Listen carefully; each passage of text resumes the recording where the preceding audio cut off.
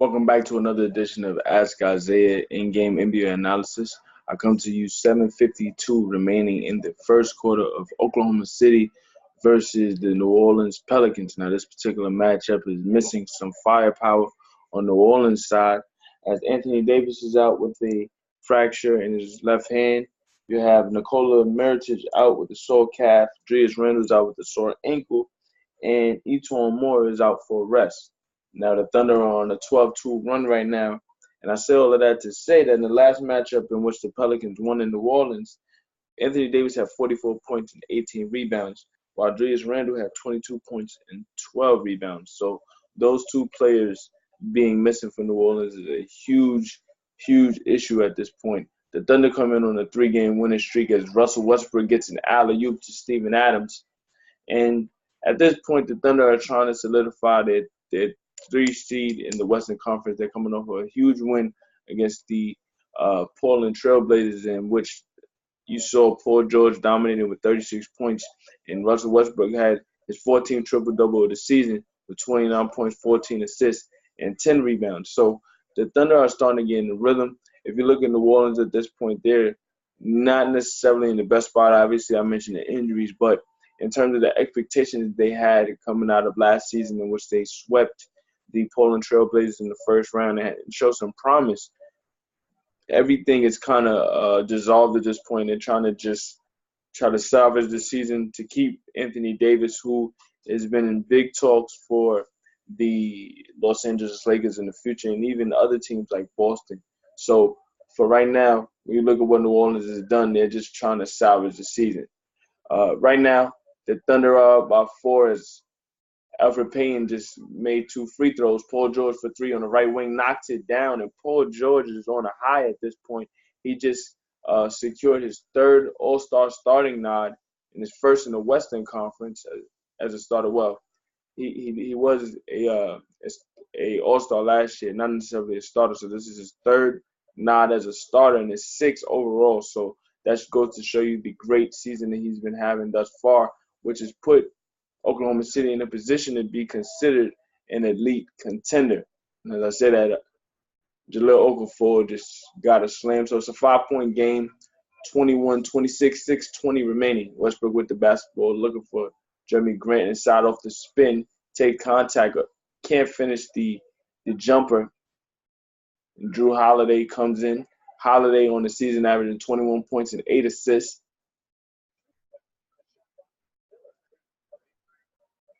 Miller just hit a 3, so it's 21-19 Thunder lead. Terrence Ferguson for 3. Can't knock it down. Ferguson in January is shooting just over 50% from 3, averaging just under 3 per game made. So he's starting to round into the type of play that OKC envisioned for him. Westbrook with another rebound, looking for Paul George. We have a foul. Fouls called against Solomon Hill on the leak out for Paul George. But back to Terrence Ferguson. Ferguson has been in quite a groove.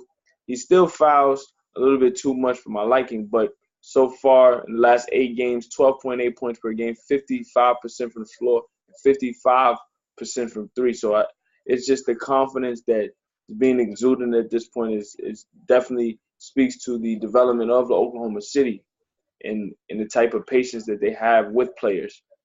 Ferguson for 3, short rims it, and into the game for Oklahoma City is Dennis Schroeder. Jrue Holiday inside looking for Okafor.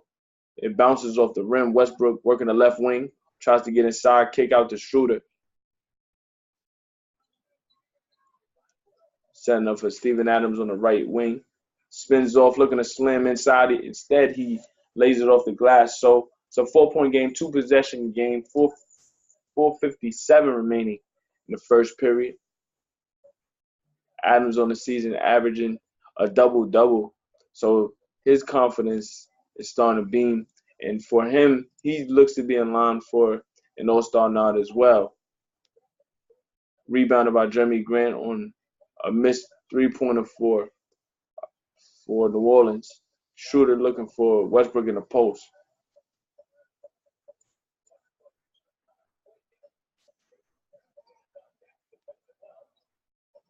Jeremy Grant thought about a three, attacking instead, and he can't finish at the rim.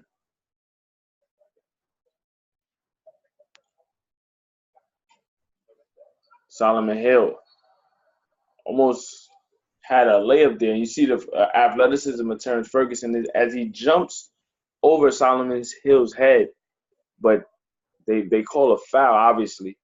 But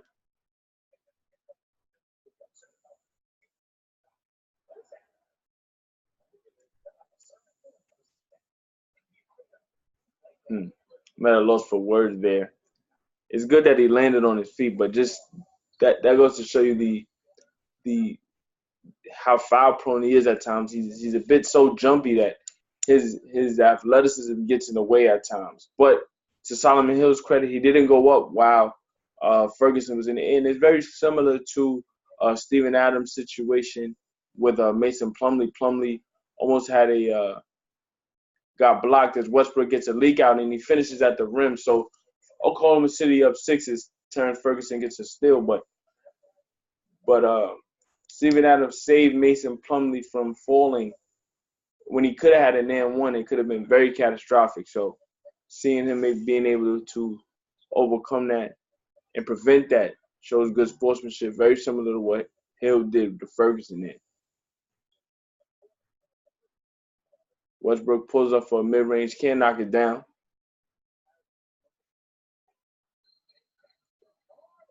And Schroeder draws a foul there. Drew a charge.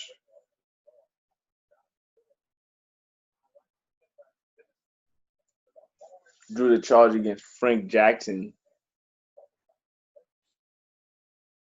Took an elbow to the face there. And that's something OKC has had to deal with throughout the season. Most recently, Patrick Patterson took an elbow to the face against the Knicks. He didn't miss any time, and it's good to see Schroeder not miss any time here as well. He's still playing. Inside, Steven Adams looking to finish. He couldn't finish at the rim. And Westbrook had a steal looking for Adams.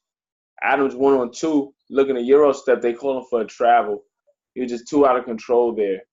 Probably was better off waiting for a guard, but he was too deep into his attack to really slow down. But just seeing him complete certain finishes at the rim lately has been really puzzling. He missed that easy finish there off of a great assist potentially from Jeremy Grant, and then when we go back to the Portland game in which the Thunder were able to finish, he missed a wide open slam set up by Paul George, and it was really surprising. A player usually whose hands are like magnets when it comes to the basketball is usually short-handed at the rim. But Frank Jackson called for a travel there, so Oklahoma City maintains a 4-point lead, and they'll be getting the basketball. 2:46 remaining. Oklahoma City comes into the game 29-18, while New Orleans is 22-26. George thought about a three. Instead, has it stolen by Jrue Holiday, one of the best defensive point guards in the NBA. Kick out to Miller. And Darius Miller knocks in a three, so it's a 1-point game.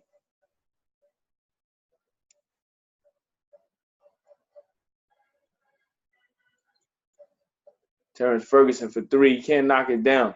Nerlens Noel in the game tried to tip it out, but Jackson comes away with that rebound. Darius Miller for another three. Can't knock it down. Rebounded by Jeremy Grant.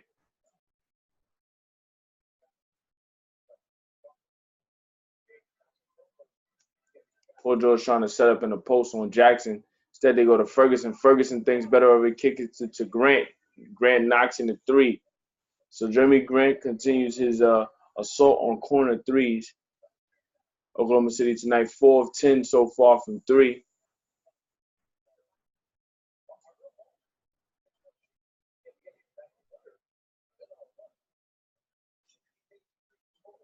Schroeder tries to go baseline. Kicks out to Ferguson. Ferguson to Schroeder. Schroeder for three. Misses it short. Rebounded by Holiday.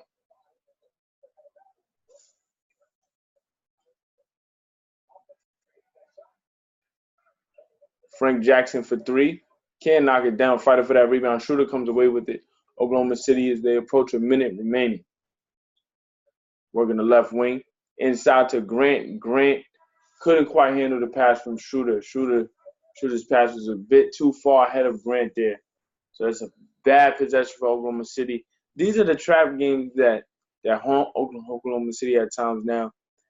You're at home. You should have balanced amounts of energy, knowing that you should have an easy win. You should attack a team like this and maintain good habits. But because of the limited roster that New Orleans has, it feels like Oklahoma City knows or assumes that they're going to win. So their energy isn't as high as it would be if it was a playoff type contender like a Portland that we saw last game.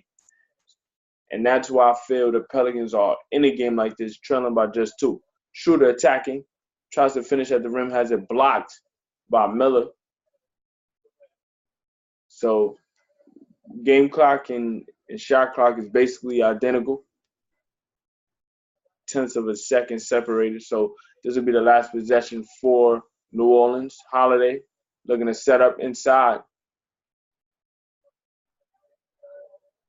Check Diallo with the finish. So the game is tied. 5.8 seconds remaining. Schroeder with the basketball. Able to scoop up the basketball at the half court. Looking for Noel inside. And again, just that miscommunication. Schroeder's passes so far have not been on par with the opportunities that have presented themselves. And these turnovers have haunted Oklahoma City in terms of just giving New Orleans multiple possessions.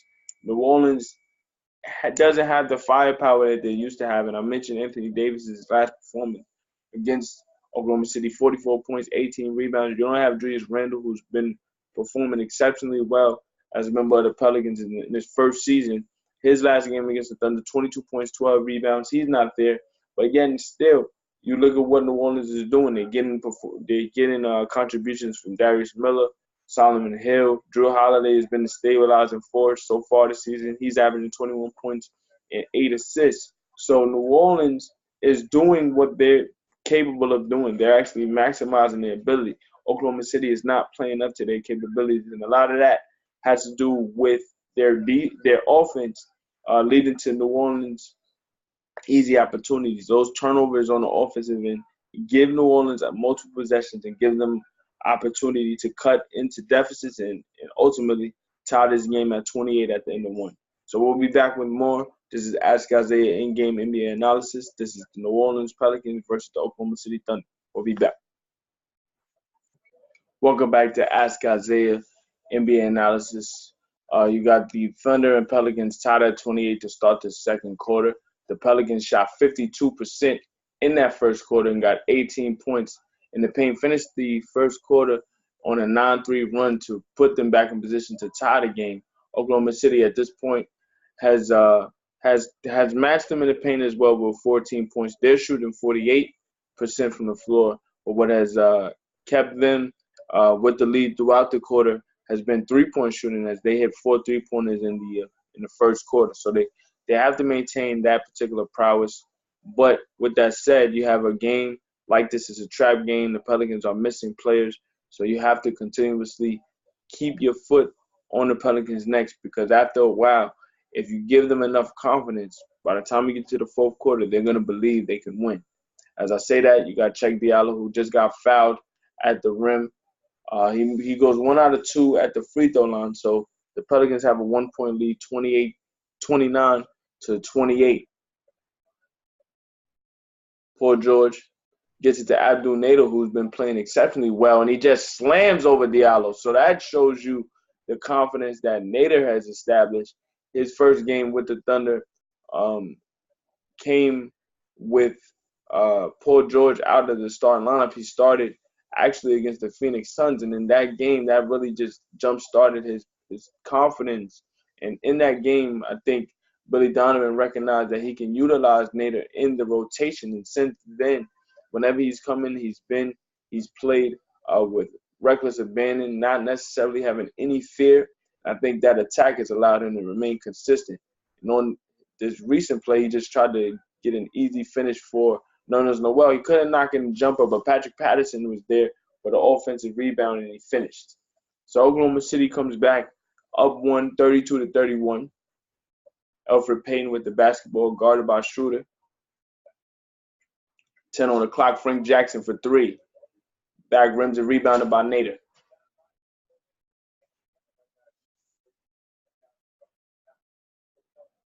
Inside, Paul George had an opportunity to finish. Works it around the perimeter. Nader for 3. The ball was moving. Offensive rebound potentially by George. Couldn't knock it down. Well, couldn't get it. And you got Cheikh Diallo, who tried to get a pass tried to catch a bullet from Frank Jackson. He wasn't on line. So Oklahoma City gets another possession as they showed a baseline drive from Nader. Big time slam with the 2-hand. Nader thought about a 3, drives baseline again, takes contact, kicks out to Patterson, but they call a foul on that drive, on the contact.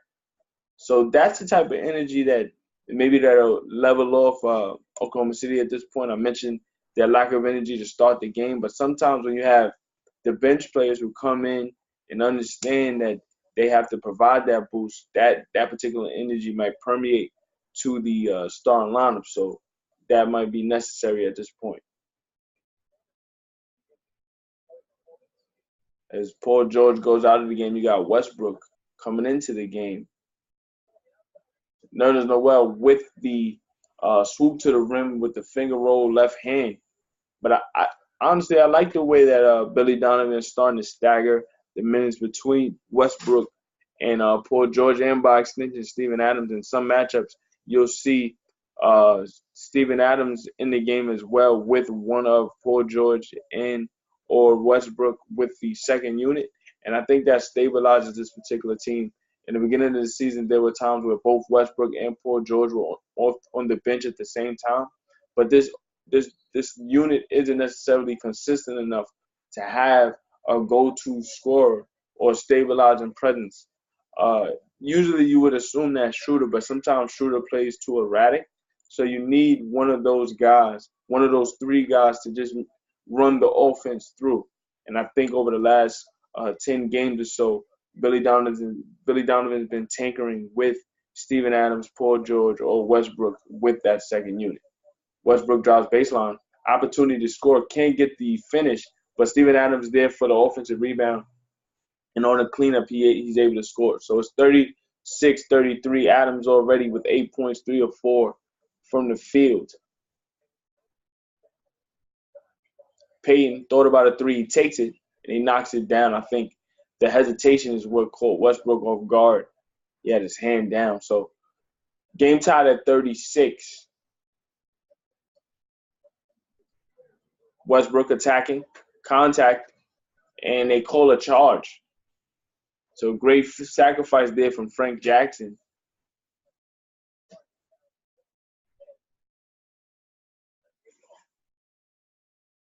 Yes, definitely a good call. You got Jackson, his feet were outside the restricted area. And although he was moving, he did beat Westbrook to the spot. So game tied at 36, 8 minutes remaining. Jahlil Okafor looking for – it wasn't Jackson.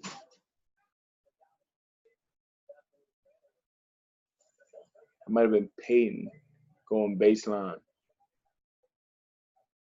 But with that said, you got 7:52 remaining. It was a kick ball in an attempt to go to Payton. So 7:50 remaining. Pelicans still with the basketball. Ian Clark now into the game.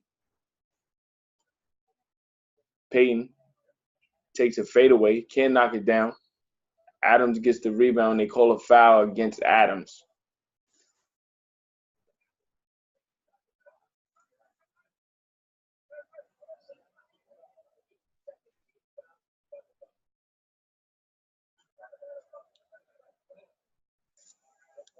Coming into the game for New Orleans, Kenrich Williams, number 12. No, excuse me, 34. And Clark makes the Thunder pay for that extra possession. He knocks it in. So Pelicans up 3.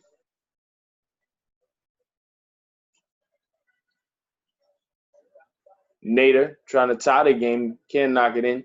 Adams with the offensive rebound. He's there to finish. So Oklahoma City responds 39-38 Pelicans lead. Clark deflected there by Westbrook, attacking with the slam. Great find from Schroeder. So that was a great deflection from the Thunder to get out and run. And that's going to be the way that Oklahoma City builds this lead. It has to be on the defensive end. You can't allow, as I mentioned, teams like this who are struggling with injuries and just not having a good season, honestly, to build any confidence. Oklahoma City able to get out and run defensively. Those easy plays for Westbrook build his energy, build his confidence for the game. And now Oklahoma City up 1:6:55 remaining. So we'll be back with more. This is Ask Isaiah in-game NBA analysis. The Oklahoma City Thunder lead the New Orleans Pelicans by 1. Welcome back to Ask Isaiah in-game NBA analysis. The Thunder lead by 1 over the Pelicans, 40-39. Russell Westbrook with another rebound attacking, trying to get an assist to Paul George. He thought about a 3. 15 on the clock inside to Adams. Adams is fouled by Kenrich Williams, but that offense possession was a bit disjointed there. Westbrook a little bit out of control trying to get it to Paul George, but like I said, sometimes it's just you throw it up to Steven Adams. Paul George was able to find him. The magnet that is Steven Adams around the rim, able to salvage that possession. So 14 on the clock, 6:35 remaining in the second. As I mentioned, Paul George announced to his third starting lineup as an All-Star, 6 overall. So that was good to see for the Oklahoma City Thunder. Westbrook at the rim, takes contact, able to score. So Thunder up 3, 42-39. Westbrook already with 8 points, 4 rebounds, and 6 assists. Payton trying to get a bucket inside, cut off by Adams. Jrue Okafor guarded by Paul George. Okafor kicks out to Jrue Holiday. Payton for 3. Doesn't knock it down. Rebounded by Westbrook. Stolen by Okafor.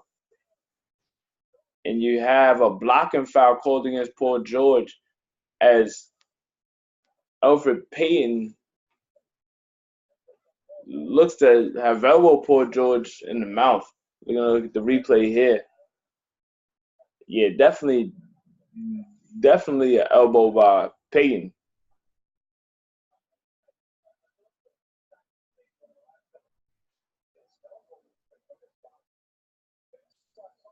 Payton makes the first free throw. But here's the thing. A lot of times you'll see plays like that where a player goes up for the layup and he extends his elbow to prevent defenders from blocking, and they will call a flagrant foul on an offensive player. Most recently, you might have seen that against as Steven Adams catches the alley-oop from Westbrook to disrupt my point. But at times, you'll see an offensive foul called against the player going up for that layup, and the refs didn't even look at it. So I'm surprised by that. Usually you'll see that characterized as a hostile act, but they let it go. Payne made both free throws. After the alley-oop by Adam, Jrue Okafor came back and scored. So it's a 44-43 game. Thunder starting to get in the groove. Paul George for 3 on the left wing. Can't knock it down. Rebounded by Okafor.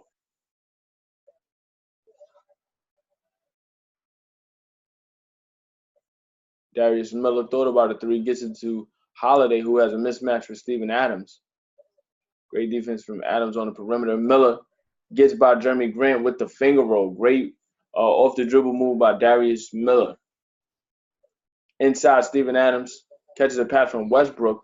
Going in for the layup, he's fouled. Westbrook will be going to the free throw line where he's struggling at the line for the season. His struggles have been well documented, not just at the line, but shooting overall. But the last 2 games, he's been shooting 14 of 17 at the free throw line. So hopefully he's able to find that groove again. For his career, he's shooting over 80%. And honestly, based on the last 2 seasons, that has actually killed his average. He was usually at an 82% clip. So the last 2 years have really cut into that average. But last 2 games, he's shooting 14 of 17 at the line. And Westbrook makes both free throws there. So the game, the Thunder are up by 1, 46-45. Holiday tried to get it to Clark there. Westbrook with the rebound. Going at the rim, and he's fouled once again by Miller.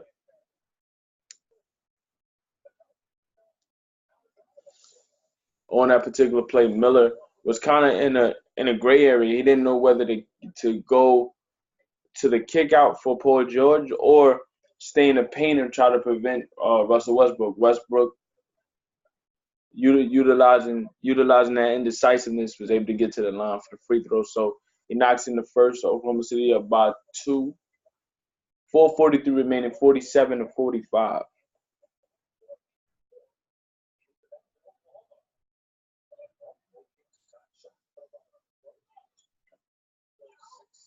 Westbrook can't make the second, but he gets his own rebound, gets it to Paul George. George kicks out to Ferguson, left wing for 3, and he knocks it down. So that's a 4-point swing there. You get 4 points on the possession of free throw from Westbrook and a 3 from Ferguson. Great defense by Oklahoma City as well, as Ferguson able to cut off the baseline for Jrue Holiday. And the turnover forces the Pelicans to get back on the defensive end. Great find on that 3 from Paul George, able to corral the defense's attention and kick out to Ferguson for a wide open 3. I mentioned Ferguson's prowess from 3 this particular month, more specifically in the last 8 games, shooting 55% and 54% overall from the field. And Westbrook is just picking apart the Pelicans at this time. Another 3 from Jeremy Grant off an assist from Westbrook, just drawing and kicking, and as I said, just able to get the defense's attention just enough to get an easy opportunity for a teammate. Jahlil Okafor misses a mid-range jumper. So now you got Jeremy Grant attacking with another opportunity to score, and he does, as Paul George able to find him cutting down the lane. So a 10-point lead is opened up. Field goals this quarter. You got Oklahoma City shooting 11 of 20, and New Orleans shooting 6 of 17. 3:43 remaining, 55-45. Oklahoma City leads New Orleans as Alvin Gentry has to stabilize things. He calls the timeout. We'll be back. Welcome back to Ask Isaiah in-game NBA analysis. The Thunder open up a 10-point lead. A lot of that has come from the orchestrator that is Russell Westbrook, already with 8 assists, up by 10. Westbrook with the basketball has 6 rebounds, pulls up for a mid-range jumper, can't knock it down. But in this particular stretch in which the Thunder have opened everything up, they've hit 6 3-pointers. Westbrook with another rebound, so now he has 7 rebounds on the left wing, looking to set up Steven Adams at the rim with the slam. So Westbrook looks to be in line for another triple-double, which obviously he's been assaulting the record books over the last 5 years or so. He's been somewhat quiet in terms of the volume in which he's gotten them, but based on his average from game to game, he's set up another season in which he's on line to average another triple-double. And if you look at what he's been able to do despite his shooting struggles throughout the season, a lot of that has fed his appetite to do other things well. As Jrue Holiday almost had another 3, but rebounded by Paul George. Despite his shooting struggles, he's leading the league in steals in terms of average. He's leading the league in assists. He's averaging 10-plus rebounds once again. All of these things have allowed the Thunder role players like Steven Adams, like Jeremy Grant, like Terrence Ferguson to have career years, because Westbrook, by taking a step back in terms of his scoring volume, has opened up everything else. And as I say that, Steven Adams gets to 16 points already. He has 7 rebounds as well. Jrue Holiday couldn't get a layup there, but on the offensive glass, you got Jahlil Okafor there to finish. So it's a 12-point game, 59-47. 2 minutes and 4 seconds remaining. You got Steven Adams with a slam off another foul from Westbrook. So that was great ball movement, not only from Westbrook to Paul George, but George able to move quickly and find Westbrook once again for another feed to Steven Adams, already with 18 points at the half. Looking for Terrence Ferguson, another find for Westbrook already. He has 11 assists in the first half. So 63-49, Oklahoma City leads. Ferguson with 9 points, 4 of 7 from the floor. Westbrook picks up a foul there off the ball. You look at the great post move from Steven Adams. I mean, a lot of this just has to do with his confidence. I mentioned he's in line for another, for his first I should say his first All-Star game as a backup center, but just the ability of Steven Adams to be consistent for Westbrook, for Paul George, constantly as an offensive rebounder, as a defensive presence. They're feeding him offensively, and that's a reward for all his efforts. He's only 25, so he's not even reaching the peak of his ability just yet. But as I mentioned with the development of Terrence Ferguson and Jeremy Grant, this just lends itself to the player development that Oklahoma City has established throughout the years. Paul George looking to set up Jrue Holiday off the dribble. 14 on the shot clock, 54 seconds left in the half. Russell Westbrook to Jeremy Grant to Terrence Ferguson for three, no good. But it was great ball movement. Ferguson had a wide open three in the corner. So 40 seconds left. Darius Miller for the mid-range jumper bounces in. So 35 seconds remaining. Darius Miller has been the one consistent offensively to keep the Pelicans in this game, despite the dominance of Westbrook. Westbrook looking to set up Ferguson. Ferguson working the right wing, takes a screen from Grant. Ferguson pulls up for a jumper. And, play with confidence there. Usually he's looking to be set up by somebody else. He went for that play himself. So, essentially, similar to what we saw at the end of the first, the shot clock and game clock virtually identical. So this would be the last shot of the half, more than likely. Holiday with the basketball, guarded by Ferguson, attacking left hand off the glass, no good. Rebounded by Westbrook. So going into the half, Oklahoma City up by 12, 65-53. Steven Adams with a dominant first half on the interior, 18 points for Adams.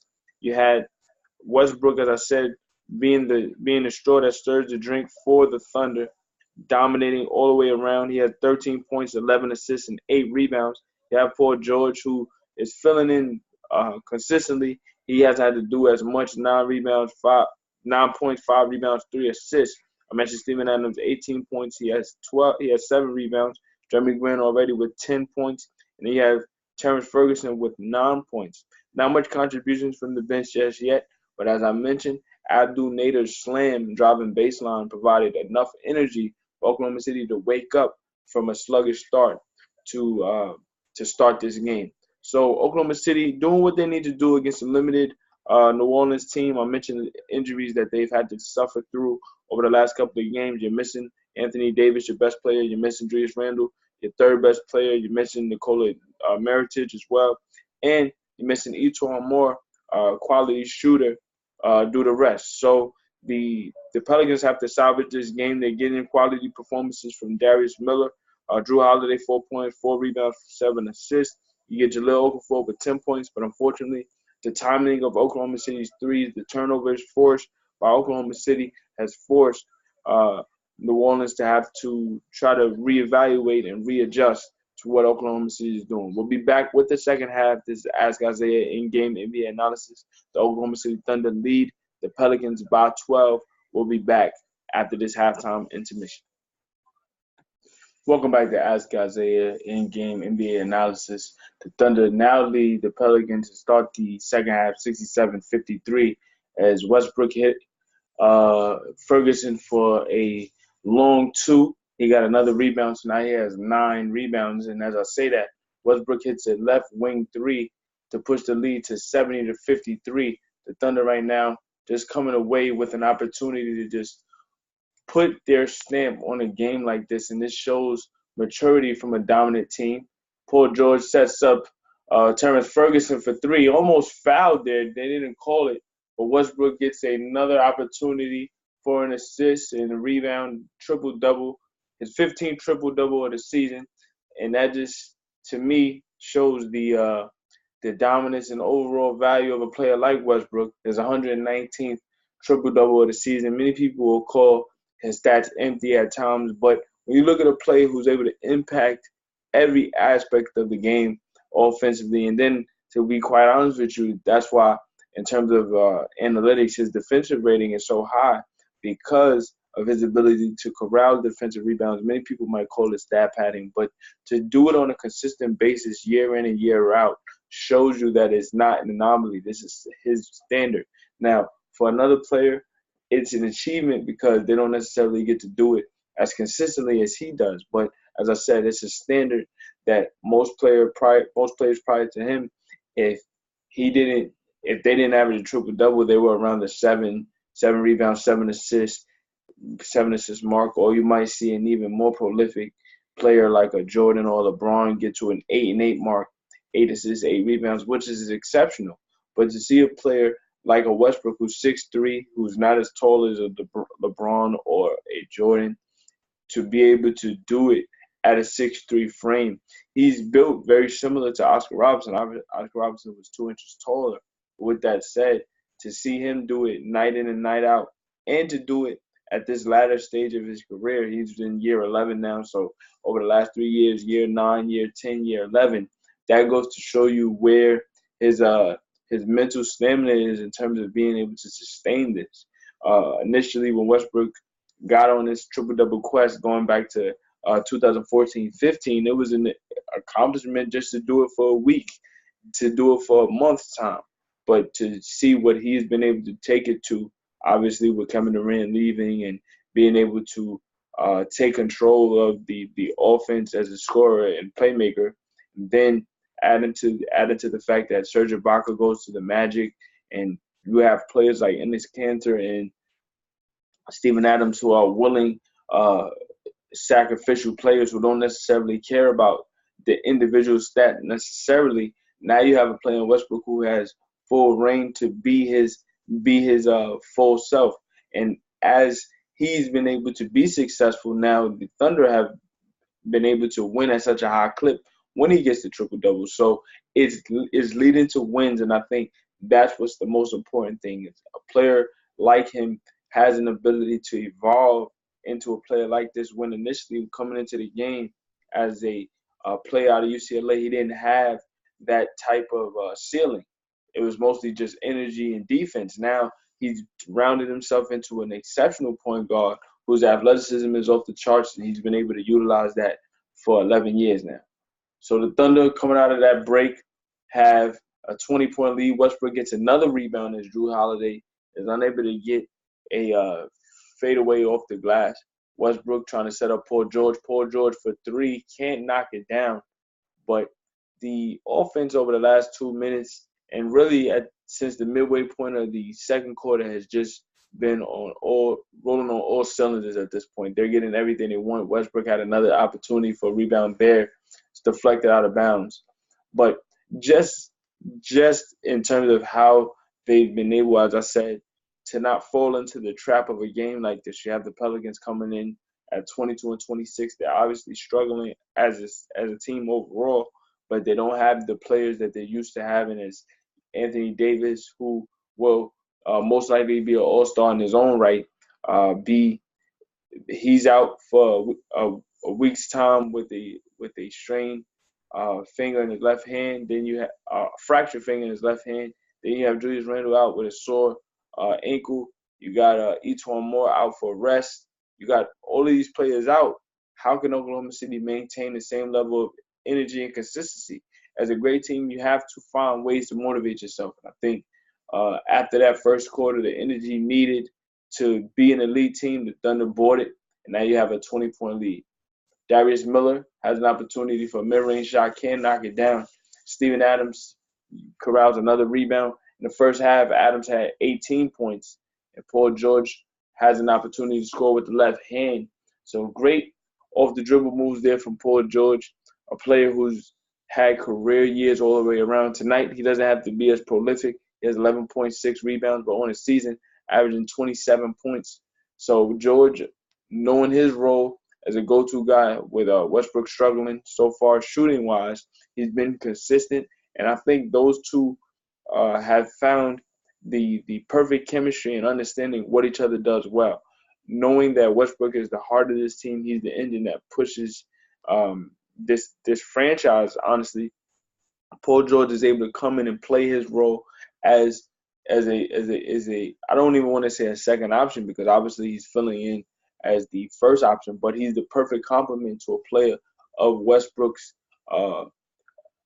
deficiencies in terms of efficiency. You got Paul George, who's able to stretch the floor, and then Westbrook is able to make up for Paul George's deficiencies at times, whether it be energy and just being able to set up others and can carry that load. So they both played with each other great, and this is a team that will be very scary once both of them hit that peak together.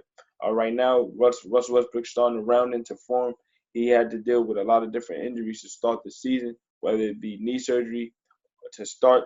He missed all the preseason, all in a couple of games to start, and then you had to deal with the ankle injury, ironically, which came against the New Orleans Pelicans in Oklahoma City. So those 6 games missed due to the ankle injury. You miss 8 games, it messes up your rhythm. Paul George is able to get in a rhythm, and then you have what you have now, Oklahoma City, the third best team in the West. Westbrook tried to draw a foul there. They don't call it. So New Orleans trying to start a run up 16, knocks in a 3. So Billy Donovan doesn't like that. 7:52 remaining. You got a 13-point game, 77-64. Oklahoma City leads, but the Pelicans are gaining traction. So we'll be back with more of this Ask Isaiah in-game NBA analysis. So out of that timeout from Billy Donovan, obviously he's not happy with what he's seen over the last couple of possessions. Thunder's still in control, up 13, but you still want to maintain the same habits that got you the lead and that can lead you to finishing out this win. So Westbrook tried to set up Jeremy Grant in the paint, but he's fouled, going to the basket, foul called against Solomon Hill. So Oklahoma City with 15 on the clock. Just in this situation, you're looking at what Oklahoma City has the opportunity to do, trying to create more separation between you and Portland as Westbrook sets up Terrence Ferguson. Paul George, 4 on the clock. Step back 3 is good. So big time 3 for Paul George just to create more separation. 80-64.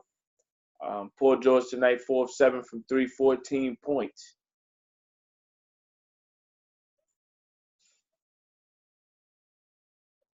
Holiday, guarded by Ferguson, 7 on the clock. Holiday has to get a shot off. Attacks Ferguson, kicks out. They set up Solomon Hill inside. The floater is no good. Steven Adams with that rebound. Westbrook able to get out and run. Westbrook off the glass, can knock it down. So Elfrid Payton looks to set up as the Thunder up 16. Okafor floater inside, rebounded by Adams once again. Able to find Paul George. George works the right wing. 3-pointer for George is no good. Steven Adams off that rebound gets another double-double. So Oklahoma City, since that timeout, has the potential now to go on a 6-0 run. These are the things that because runs happen in a game. You gotta just assume, they don't give him the shot in motion. They say it was on the ground. So Oklahoma City has to go sideline out of bounds. But I will say this, not to sound biased or whatever, but I would say if that was James Harden, that would be some free throws. But that's neither here nor there. Shout out to James Harden, who's been on an insane scoring streak over the last 2 months.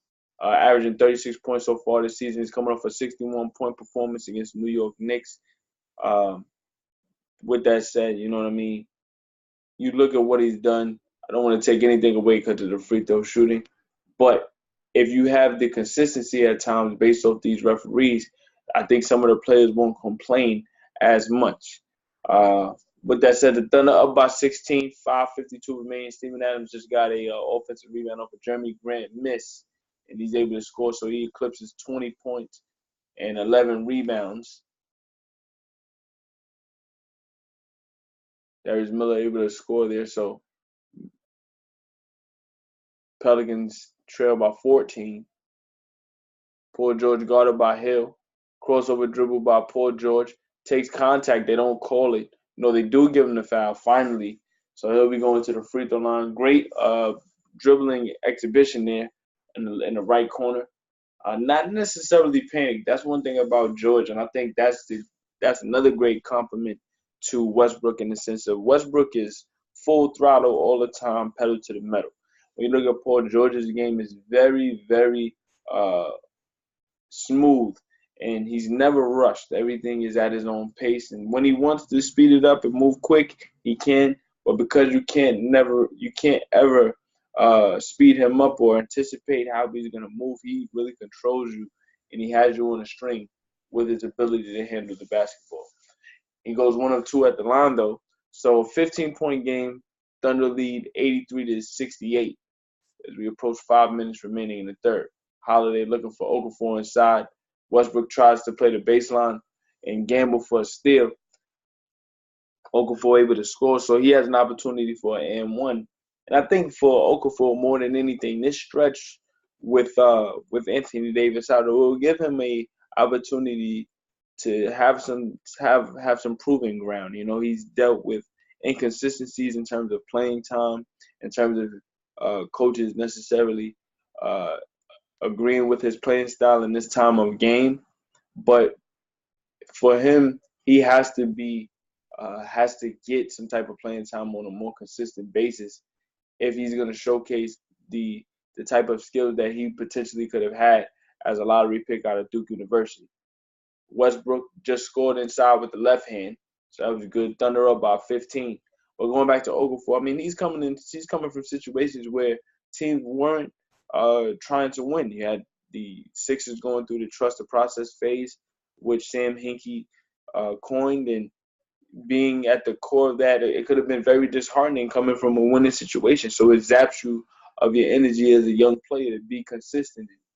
And then you have Joel Embiid coming into his own, and obviously there's a separation in talent there. The Sixers went with who they felt was best and focusing on Embiid. So now you trade him to the Nets, who at the time weren't necessarily focusing on him and his development because he still had to get into shape. So you had a team like the Nets, they had to figure out how to move with him. They let him go. He signs with the Pelicans. He can be a backup to a player like Anthony Davis, right?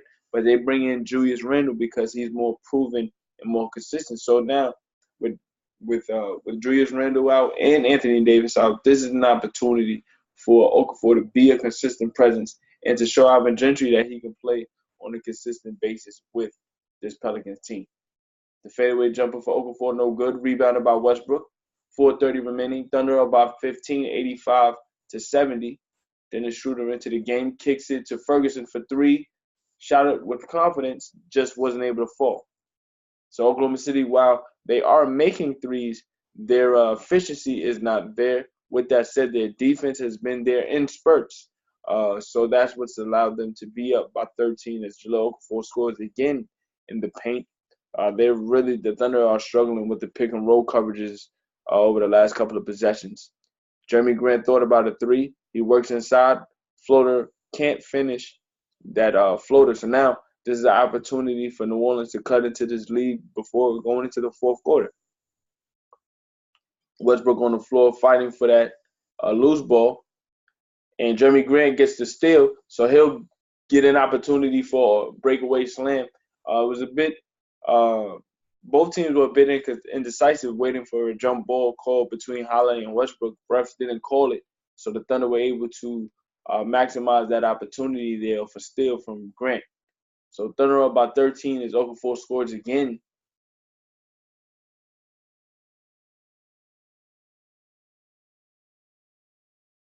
(87-74). We approach 3 minutes remaining. Schroeder for 3, knocks it down. So that was a good sign to see Schroeder able to knock down the basket. Going into the first half, coming out of the first half, he only had 2 points, but that should be able to wake him up. And Westbrook almost had a steal there, cutting off that pass off the pick and roll. Now Westbrook will go to the bench with the Thunder up by 16, 90-74. And they showed a replay of Westbrook and Jrue Holiday. Holiday was on his backside trying to get it to Okafor, but off that pass, Jeremy Grant saw it and anticipated it, was able to get to steal and get a breakaway slam. So 2:54 remaining, 15 on the shot clock. Pelicans with the basketball. Westbrook goes to the bench with 18 points, 14 rebounds, 14 assists. Paul George comes into the game. As I mentioned, the ability to stagger both George and Westbrook. You look at what Billy Donovan has been doing over the last month or so. It's been very beneficial to what the Thunder have done. As Schroeder gets another steal, tries to set up Jeremy Grant, kicks to Schroeder. Schroeder thought about the three from a similar spot. He takes it, and he makes it. So he didn't hesitate there. He felt it, and he let it fly. So 19-point lead for the Thunder so far tonight. So far this quarter, 5 of 8 from 3. So they now up their total to 11 as the Thunder fouled Frank Jackson as he went into the paint. So the Thunder haven't been, I would say, as crisp as I would like in terms of watching them execute, but they are making the shots when necessary, and they aren't necessarily playing around. There's lapses defensively, as you can see, as you've heard over there. There was a couple of possessions with Okafor making some easy baskets in the paint, but understanding the situation, understanding that you're trading 2s for 3s, it isn't necessarily hurting you. And that's the thing about the three-pointer. It's the great equalizer. Even if you're struggling defensively, you can hit 3s to open up leads, even if you're giving up 2s. And Elfrid Payton guarded by Nerlens Noel, as they have the mismatch inside as Diallo gets the catch. He tried to set up Jackson for 3. He wasn't able to knock it down. Nerlens Noel gets that rebound. So 2 minutes to go in the third period. Paul George for 3 knocks it down. So now the Thunder up by 22, 96-74. Paul George starting to come on here in this third period. He now has 18 points. 9 of them have come in the third quarter. Payton makes a floater, so it's a 20-point game. 140 remaining. Schroeder trying to set up an alley for Nerlens Noel. Takes contact, unable to get the call, but he's able to guide that ball into the rim. And that's good to see in terms of communication, because earlier in the game, Schroeder was a bit out of control on some of his passes toward not only Noel, but Grant as well. So it's good to see that communication working out here in the third. 20-point game. Pelicans going back and forth with the Thunder, but can't really trade baskets when you're down 20. Jeremy Grant tried to dunk all over Cheikh Diallo, but being so far away from the rim, Diallo held his ground, blocked by Nerlens Noel, but they called a goaltend on the fast break for Frank Jackson. Great effort there from Noel, and great leak-out opportunity for Jackson as well. Staying consistent, keeping pressure on the Thunder defensively. But that goes to show you, when you miss a dunk or you miss a layup, you tend to give up the exact same shot on the other end for the opposition. So Jeremy Grant misses a dunk, and they end up giving a layup, in theory, to Jackson.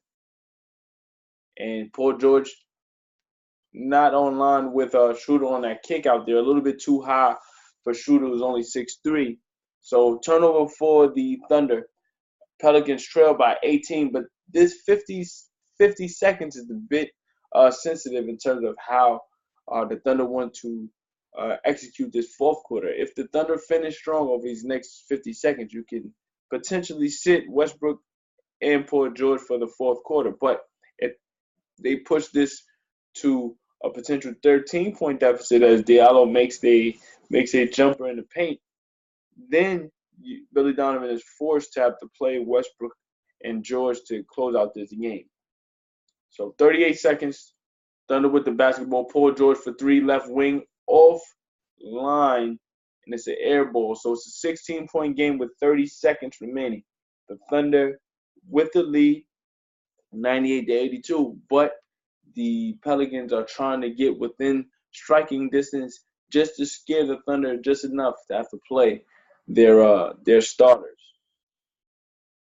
Payton with the reverse, unable to finish.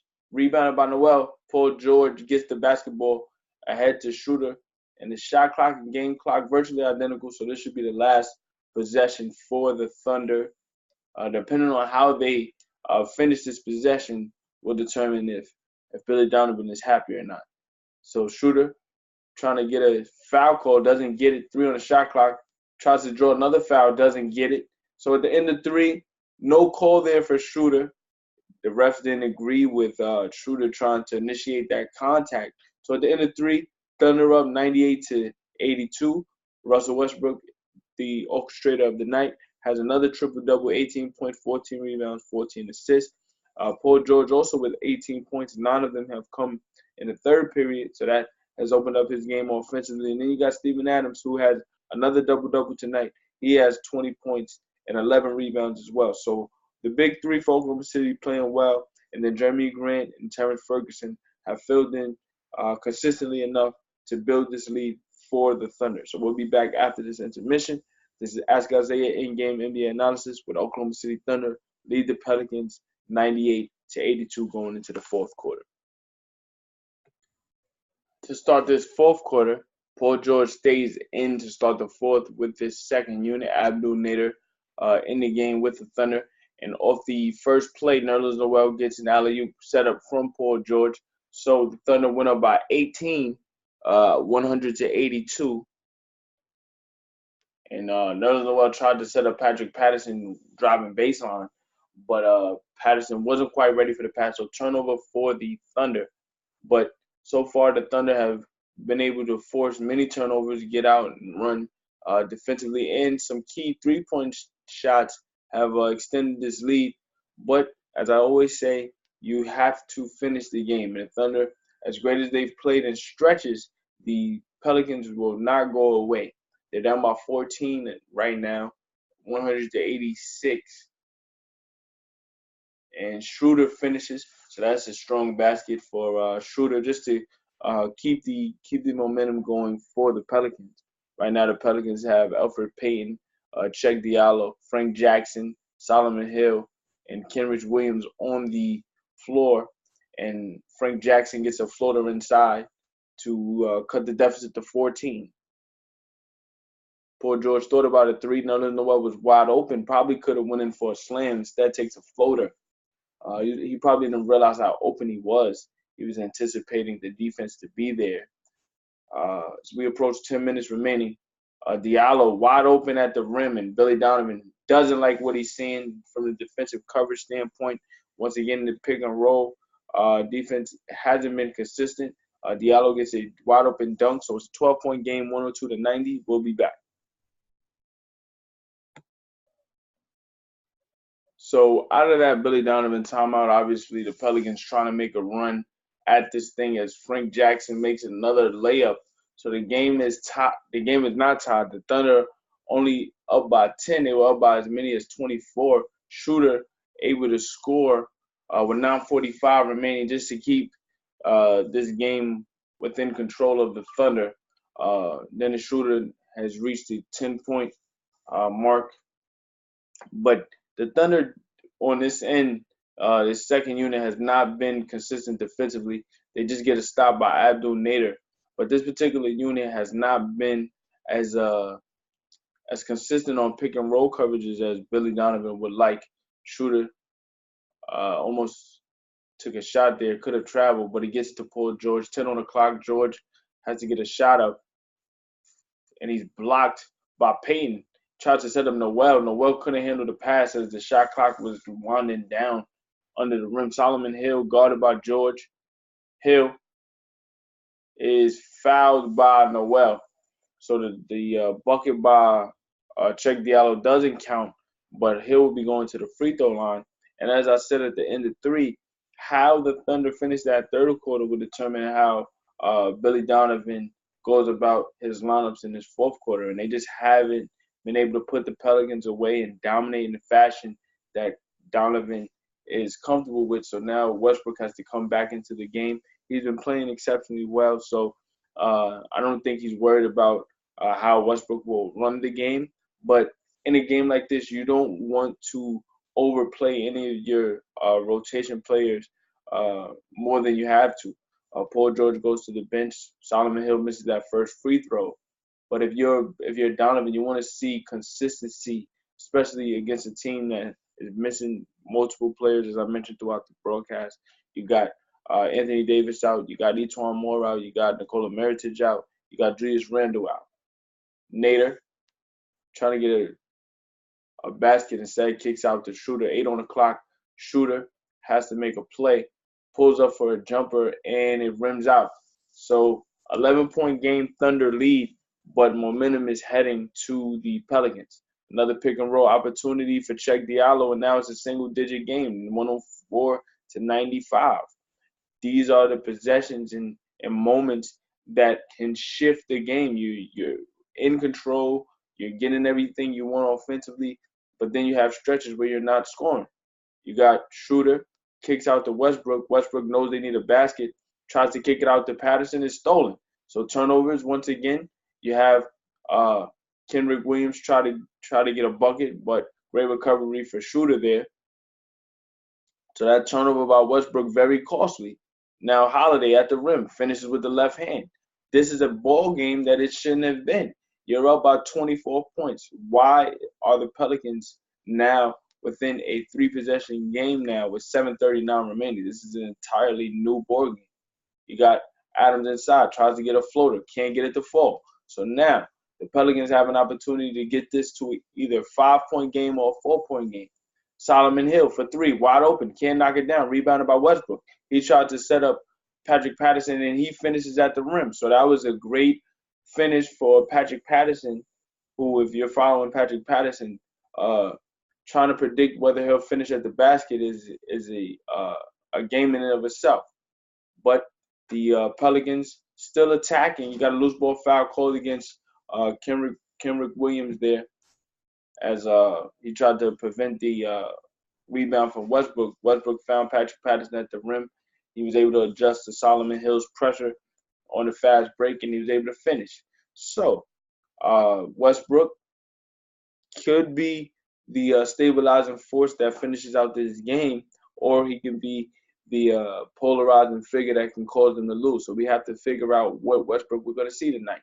He kicks out to Patrick Patterson, and they get a 3. So the stabilizing figure that is Westbrook at this point in the game is creating some separation that Billy Donovan would like to see. 6:44 remaining. The Thunder are trying to finish out this game. The Pelicans just won't go away as Darius Miller knocks in another 3. So it's a 3-possession game now, 6:30 remaining. Westbrook with the basketball, trying to set up efficient offense for the Thunder. Kicks out to Abdul Nader. Nader, a bit off balance, tries to get a floater inside. He draws a foul. So great aggressiveness from Nader there, and great confidence shown from Westbrook to kick it to Nader in that situation, understanding that, yes, you have a lead, but you want to diversify your offense in a way to where you can put other players in position and build confidence in them in a way to where they're willing to make plays in these type of situations. So Nader's first free throw is good. So back to a double-digit lead for the Thunder. A short rest for Paul George as he looks to come in to close out this game. 6:20 remaining. Nader looking to push this lead to 11. He misses the free throw, gets his own rebound, goes back up with the left hand, can't finish. So Payton able to get that outlet pass, finds Diallo, and it just here the Thunder go again with the defensive breakdowns. You're having a dominant game defensively, but yet the Pelicans still have 102 with 6 minutes remaining. Nader, spin move, tries to get a finish. They don't call a foul. They say it's deflected off of Diallo, but just the defensive breakdowns, especially off of a make, well, not necessarily a make, but the area in which the Pelicans got the basketball to come back, as Russell Westbrook almost had a layup there, and give up an easy basket to Diallo, that makes no sense. And Westbrook misses a jumper there, so we have an 8-point game, 5:45 remaining. Payton with the basketball guarded by Terrence Ferguson. Another backdoor cut, kick out to Jrue Holiday. He misses a 3, which actually was wide open. So that was a defensive breakdown. The Thunder luck up there. Paul George pulls up for a jumper, and that was a great sight to see for Billy Donovan at this point. The game is too close for comfort at this point. 112-102, approaching 5 minutes remaining. And honestly, the Pelicans play very similar to the Kings in terms of their pace. The way that they play, regardless of make or miss, they're attacking the the paint fresh out of the inbound, and that puts a lot of pressure on the defense. And if you're sleeping as Westbrook pulls up for a mid-range, can't knock it down, Patrick Patterson fighting for the possession. Not only gets the possession, but he gets the putback. So that was a great effort play by Patrick Patterson to salvage that possession. But just in terms of the pace in which the Pelicans play, regardless of as I said, the result of the field goal, they put so much pressure on the defense that it continuously challenges you, and you can't have mental lapses. So with 4:55 remaining, Thunder lead by 12, 114-102. Great response from Paul George and Patrick Patterson to put pressure on the Pelicans. Alvin Gentry has to call timeout, so we'll be back. So out of that timeout, Westbrook had a steal there, stolen by Diallo, stolen by Westbrook, and Westbrook had an opportunity to get out and run. He turns over the basketball. Diallo had another opportunity to score at the rim. Great defense by Paul George and Steven Adams to prevent him from getting the easy basket. And the Thunder now have an opportunity to score as Westbrook attacks the paint. And he's not scoring here in the fourth. The mid-range is off. He's not finishing at the rim.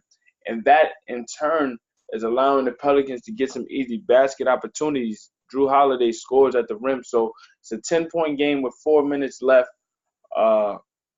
Thunder up 114-104. Westbrook isn't turning over the ball per se, but some of these shots, because he's not making them, gives the Pelicans easy opportunities to get out and run. The Thunder, on that offensive possession, went instead of Westbrook to Paul George. George misses the mid-range, so it's a 10-point game. Darius Miller knocks in the three, so it's a 7-point game. 3:35 remaining. The Thunder at this point just trying to snail their way to that finish line. Westbrook at the rim finishes with the left hand, so that was a big layup there just to create more separation. But like I always talk about the three-point line, you got a 3-possession game with the three-point line at your advantage. It's always gonna help you in situations like this. Jrue Holiday starting to get hot now. 116-109 reverse layup by Holiday. You got Westbrook, thought about a three, gets to Steven Adams, who goes to Paul George. George attacking off the glass, can't finish. And rebounded by the Pelicans as Jeremy Grant picks up the personal foul. So under 3 minutes remaining. As Holiday, we can look at the stats for Holiday at this time. Just performing at an exceptional level in the second half. 16 points, 13 assists, 8 rebounds. So he's in line for his own triple-double at this point. 2 rebounds away.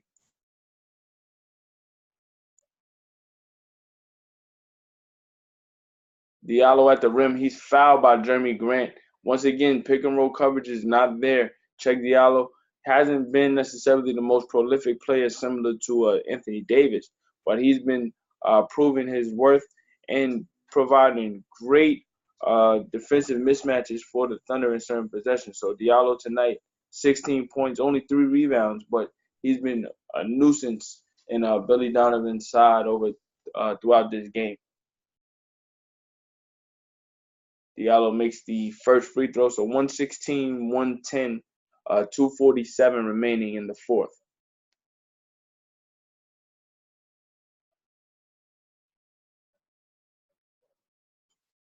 Second free throw for Diallo, no good. Rebounded by Ferguson. So Westbrook with the basketball. Understanding the situation, you're playing a Pelicans team with no Anthony Davis. This is about execution. Westbrook misses a three. Paul George goes up, and he'll be going to the free throw line. So these are the type of minutes and moments that you learn about your team in terms of preparation for the bigger moments. You're not playing a team that's in the playoff hunt. They're not going to affect you in terms of standings at this point. But how do you execute down the stretch in these moments? How you do that will determine how you play in the latter moments against a team like a Golden State, a Houston Rockets, a Portland Trail Blazers in a playoff series where it's going to be highly contested, intense moments, and you're going to have to find a way to win these games.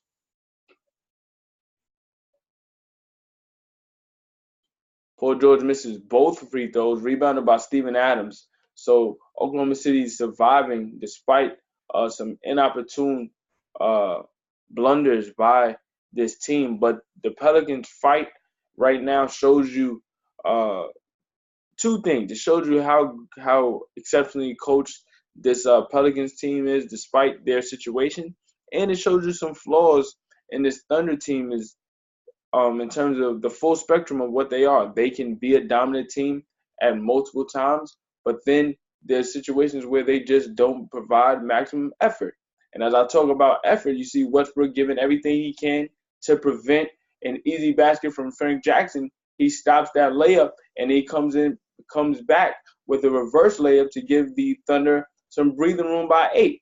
But Jrue Holiday fighting as consistent as he's been here in the second half, knocks down a 3. So we still have a 2-possession game, 118 to 113. It comes down to execution again. You got Paul George. He gets it to Steven Adams. Adams is looking for George to try to set up a shot. George for 3 to respond. He knocks it down. So that's the gamer in Paul George. Now that the game is getting tight and they understand the situation, now the Thunder are waking up offensively, but it's all about defense. Jrue Holiday comes right back with the 3. So this is the fight that you would like to see consistently from the Pelicans. The Thunder were up by 24. They're only up 5 now. So now you have 133 remaining. Jrue Holiday is keeping this Pelicans team in the game just long enough to see if they can steal it. So 10 seconds on the shot clock. Westbrook with the basketball, looking for Ferguson. Ferguson thought about a 3. Attacks, gets a floater, and they don't call a goaltend. So 1:15 remaining. Jrue Holiday's hot right now. He has 13 assists, 8 rebounds. He's looking to set up another shot. He's hit multiple 3s. Ferguson guarding, trying not to foul, kicks out to Frank Jackson. Jackson doesn't get the 3. Rebounded by Steven Adams. So under a minute remaining, the Thunder look to potentially escape a game like this, but they still have to execute and get a quality shot. Westbrook attacking off the glass, and he can't finish, but he'll be going to the free throw line to try to ice this game. 45.7 seconds remaining. And I want to give a huge shout out to Jrue Holiday here in his fourth quarter, doing everything he can to try to keep the Pelicans in a game like this and really put a scare in this Oklahoma City Thunder team. Westbrook tonight, 3 of 4 at the line. For the free throw, it's good. So clutch free throw for Westbrook. 2-possession game, 122 to 116. Jrue Holiday tonight just performing great. 22 points, 13 rebounds, 8 assists. Westbrook, free throw, no good. And Diallo gets the rebound. Westbrook unable to push this lead to a 3-possession game. But nonetheless, the Thunder have to continuously guard Jrue Holiday. I mentioned his 22 points so far from 3 tonight. He's 9 of 19 from the floor, 3 of 8 from 3. All 3 of those 3-pointers have come in this fourth period. And an unsung hero for the Pelicans as well is Darius Miller tonight, 21.7 rebounds as well. I mentioned Cheikh Diallo's performance, 16 points, really putting the Thunder under pressure and pick and roll and getting some easy baskets there in the fourth quarter. And Jahlil Okafor had some dominant stretches as well in that third period. He has 18 points. So despite not having the offensive weapons that I mentioned in Anthony Davis and Julius Randle, they have found pockets of scoring that have challenged the Thunder in a variety of ways. The Thunder, as I mentioned, had the largest lead of 24. They were humming defensively, getting stops. But the thing about this game is that it comes in runs. And I speak about some of the flaws that maybe Oklahoma City might have in terms of closing games.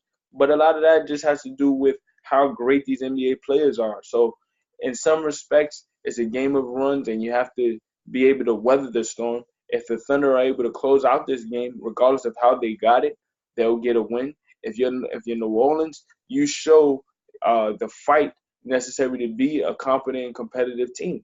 But in the pros, there's no moral victory. So with 45 seconds left, you got to try to get an easy, quick shot. Try to get try to get a shot with the clock stopped. Diallo for three, can't knock it down. Rebounded by Jeremy Grant. He gets it to Westbrook, and Westbrook just trying to dribble it out, trying to set up something. The Pelicans don't foul, so it's a 14-second differential between shot clock and game clock. Westbrook out of control, and he dribbles it off his foot. So I'm not quite sure what he was doing there. He could have got it to Paul George. He could have found something a lot easier to Jeremy Grant. But you got a Pelicans team with the basketball, down by 6, 18 seconds remaining. This comes back to the execution standard of Westbrook and what this Thunder team need to do on a consistent basis against elite teams. This Pelicans team, as I mentioned, is dealing with injuries. They're not as elite as they would like to be coming off of the expectations of last year. But these habits that you form on a consistent basis, coming off of a win against the Blazers, where you had to execute and come up with big shots down the stretch, those principles are not there tonight. You got Westbrook with another triple-double, but just the execution and how he's been playing down the stretch don't mirror what we saw against Portland. That inconsistency is troubling in certain respects. But tonight, Westbrook, 23 points, 16 rebounds, 16 assists. It's his sixth career game of 15, 15, and 15. So that shows you how consistent and dominant he's been in terms of impacting areas of the game. But a player of his standard, a player of his stature will always be nitpicked in terms of closing games. This is a game where they're going to win. They should have won, but how they won will be indicative of how they're critiqued going forward. 122-116, 18 seconds remaining. New Orleans has put up a great fight.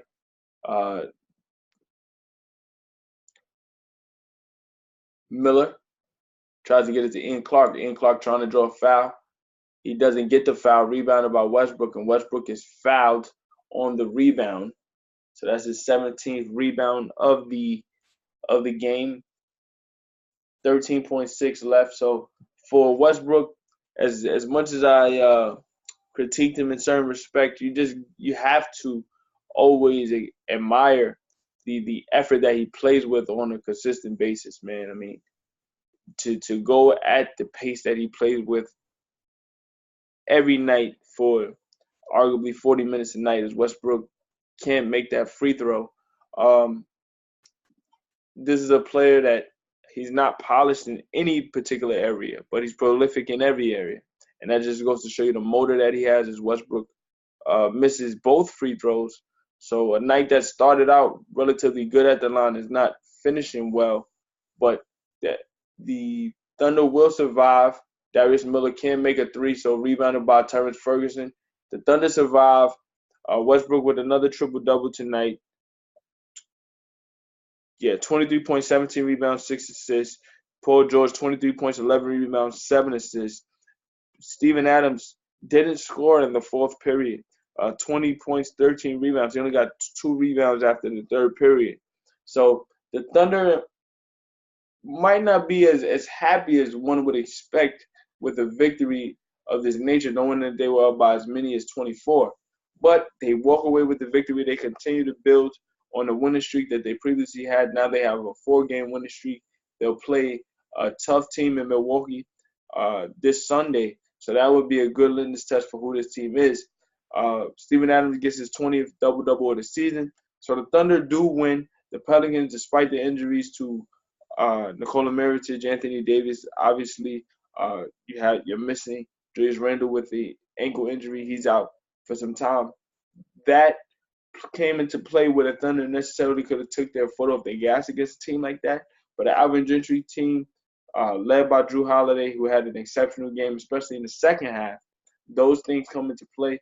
You have a game where, the Pelicans could have caught the Thunder slipping. But they won. You move on. You learn from it. It's better to learn in wins than it always feels better to learn from a win than to learn from a loss. So in that respect, the Thunder take that. But they still have a lot to iron out. This is Ask Isaiah in-game NBA analysis. The New Orleans Pelicans fall to the Oklahoma City Thunder. The Oklahoma City Thunder win 122-116. We'll be back with more throughout this season of pre-made games, of in-game analysis. Before I go, though, I just want to give you guys a update on who will be the All-Star starters for this year's All-Star game in Charlotte. You have the premier scorer in James Harden, averaging 36 points per game. He's starting in the backcourt with Steph Curry. And then in the front court, you have Kevin Durant, LeBron James, who will be a captain for the second time in his career. They'll follow the same model that they had last year in terms of the captains actually picking from the pool of all-stars selected. So he'll be a captain. And to finish out the front court is Paul George, who's having a career year, averaging 27 points per. He's been the best player for the Thunder throughout this first half of the season. And a lot of that just has to do with him being comfortable with his organization and knowing what role he plays alongside a player like Russell Westbrook. That's the West. In the East, they're dealing with an unfortunate injury to Victor Oladipo, who ruptured his quad after a breakout season last year. He hadn't been playing as well this year. He dealt with some knee soreness earlier this year, and I think that never properly healed in a way to where his body just responded with the quad tear. So he's not going to be playing in this year's All-Star game, and he'll be out for the season. So the starters for this year, as that injury just occurred last night, the starters this year will be Kyrie Irving, Kemba Walker, who's thoroughly deserving as a player who's averaging 25 points per, carrying a Charlotte Hornets team who isn't quite as talented as many would expect a playoff team would be, but they're in the hunt in the Eastern Conference. They're in the 8th spot with a sizable lead over Detroit. So Kemba's been holding down that fort as really the only go-to guy. You got Kyrie Irving, Kemba Walker, and in the front court you have Kawhi Leonard, Giannis Antetokounmpo, who will be this year's starter, and Joel Embiid, who will enter his second consecutive All-Star game. Embiid's been performing at an exceptional level as the best player on the Philadelphia 76ers team, who is trending upward towards that third seed now that the unfortunate injury happened to Victor Oladipo. But like I said, I just want to send my prayers out to Victor Oladipo and his speedy recovery. In terms of this game that you just watched, I'll reiterate, 122-116. Russell Westbrook compiles his 15th triple-double of the season. The Thunder improved to 30-18 to solidify more room as the third seed in the Western Conference. So this is Ask Isaiah in-game NBA analysis. We'll be back with more throughout this season. Thank you.